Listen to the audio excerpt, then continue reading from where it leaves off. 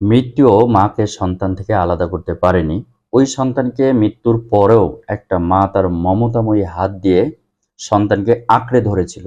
আসলে এটা সবচেয়ে নাড়া দিয়ে গেছে পুরো বিশ্বকে, যে একটা মৃত্যুর যন্ত্রণা যে কত ভয়ঙ্কর। তারপরেও মা আর ছেলে দুইজনই মারা গেছে পানিতে ডুবে, কিন্তু মৃত্যুর স্বাদ গ্রহণ করার পরেও ওই সন্তানকে মা তার বন্ধনের বাইরে যেতে দেয়নি। দুইজনই মৃত্যুর পরে যখন ডুবুরিরা মা আর ছেলেকে বা সন্তানকে যখন আলাদা করছিল, তখন তারা দেখে সত্যি একটা অবাক বিস্ময়ে তাকিয়েছিল, কিভাবে মৃত্যুর পরেও একজন মা তার মমতাময়ী হাত দিয়ে একজন সন্তানকে আগলে ধরে রাখে, একজন সন্তানকে বিপদের হাত থেকে বাঁচানোর জন্য নিজের জীবনকে পর্যন্ত কোরবানি করতে দ্বিধাবোধ করে না। সেই মা বর্তমানে আজকে একটা মানুষের চোখের কাঁটা হয়ে দাঁড়িয়েছে। মা তার সন্তানকে কত ভালোবাসে এটা জানার জন্য একটা ছোট্ট একটা গল্প বলি। একদিন মা তার সন্তানকে কিছু টাকা দিয়ে বাজার করতে পাঠিয়েছে ব্যাগ হাতে করে। ওই সন্তান বাজার করে নিয়ে আসার পরে কিছু টাকা সে তার নিজের জন্য ব্যয় করেছে। তখন ওই টাকাটা রেখে বাকি যেই টাকা দিয়ে বাজার হয় সেটা দিয়ে করার পরে একটা লিস্ট ধরিয়ে দিয়েছে, যে এই কয় টাকার বাজার আর এই কয় টাকা আমার জন্য। তো মা জিজ্ঞেস করছে, কেন তোর জন্য এই টাকাটা?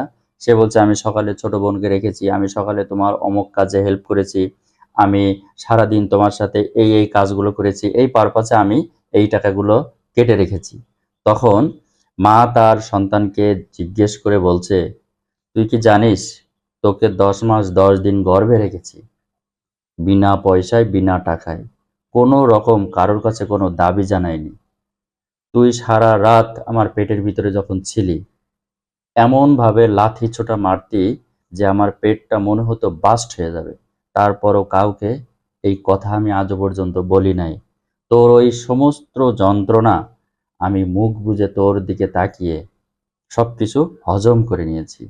তুই কি জানিস তোর ভূমিষ্ঠ হওয়ার দিন আমি যে ব্যথা সহ্য করেছি, মৃত্যুর যন্ত্রণা থেকেও সেটা খুব একটা কম না। তুই কি জানিস তুই জন্মের পর তোকে যেই পাশে রাখতাম তুই প্রস্রাব করে দিতিস, তোর জায়গাটা ভিজে গেলে আমি আমার যে শোয়ার জায়গাটা সেখানে তোকে রেখে ভেজা জায়গাটায় আমি নিজে ঘুমাইতাম। আমি কখনো কোনো টাকা চার্জ করিনি, কারোর কাছে এই বিষয়টা জানাইনি, শুধু তোর মুখের দিকে তাকিয়ে। তুই কি জানিস তুই যখন জ্বর হয়, তুই যখন বিপদে পড়িস, সারা রাত তোর মাথায় আমি যত্ন করে দিই, কোনো টাকা পয়সার বিনিময়ে না, কোনো টাকা কারোর কাছ থেকে কোনোদিন কেটেও রাখতে পারিনি। তুই কি জানিস তুই যখন বাইরে যাস, আমি তোর জন্য সারা দিন সারা রাত চিন্তা করি, তোর জন্য দোয়া করি, কোনো টাকা পয়সার বিনিময়ে না। আমি নিজে না খেয়েও তোর জন্য ছোটবেলা থেকে আজ অবধি তোকে খাওয়াই আসছি, কোনো টাকা পয়সার বিনিময়ে না, শুধু তোর যেন ভালো হয়, তোর জন্য, তোর মঙ্গলের জন্য আমি সব কিছু করি। আর আজ তুই তোর সামান্য কাজের জন্য টাকার হিসাব দিলি। তুই কি জানিস মায়েরা সন্তানের জন্য কোনো টাকার হিসাব দেয় না, সন্তানের জন্য কোনো মা টাকার আবদার করে না, কোনো কাজের অজুহাত দেখায় না। এটাই হচ্ছে মা, এটাই হচ্ছে মা জাতি।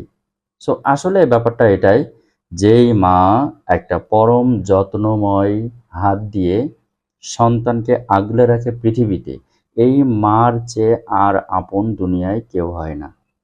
এটাই বাস্তবতা। আর এই কারণে যতদিন মা জীবিত থাকে ততদিন তার সন্তানের জন্য সে জীবন দিতে সব সময় সদা প্রস্তুত।